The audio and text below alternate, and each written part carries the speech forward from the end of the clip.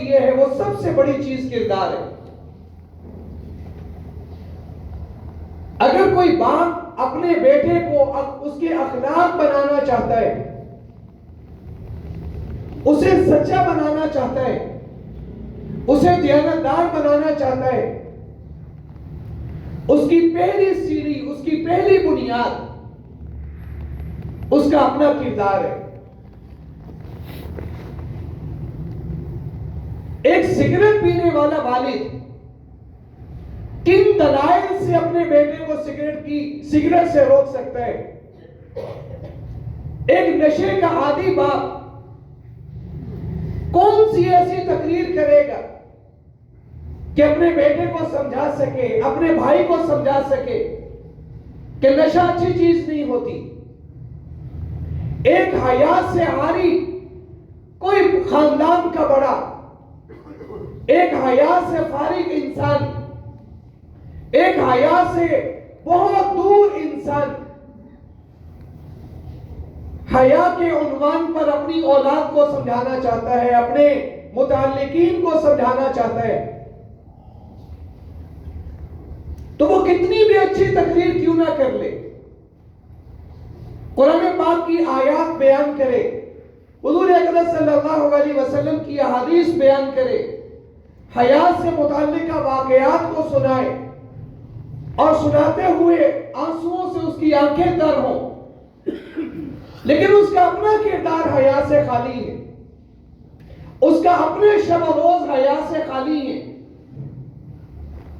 تو یہ تقریر کبھی بھی سامنے پہ اثر انداز نہیں ہوگی۔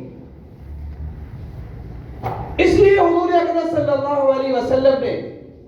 سب سے پہلے اپنے کردار کو پیش کیے، اور ہر زمانے میں نبی سب سے پہلے اپنے کردار کو پیش کرتے رہے۔ تو نبی کا کردار خود اللہ کی طرف سے ایک معجزہ ہوتا ہے، نبی کا کردار خود اللہ کی طرف سے ایک انعام ہوتا ہے،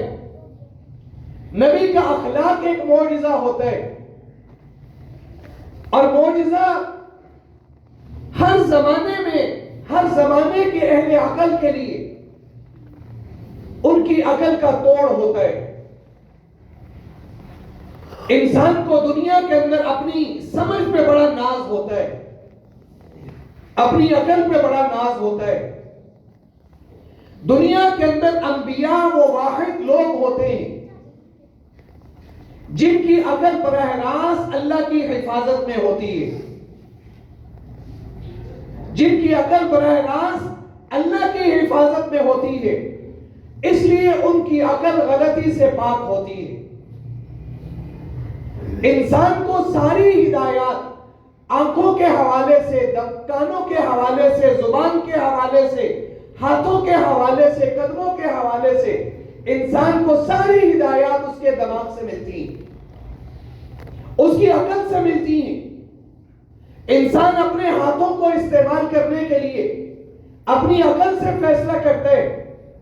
انسان بولنے کے لیے، اپنی زبان سے الفاظ نکالنے کے لیے اپنی عقل سے سوچتے ہیں کہ مجھے یہ الفاظ بولنے چاہیے یا نہیں بولنے چاہیے۔ ہاتھوں کا استعمال اس کی عقل کے ماتحت ہوتا ہے،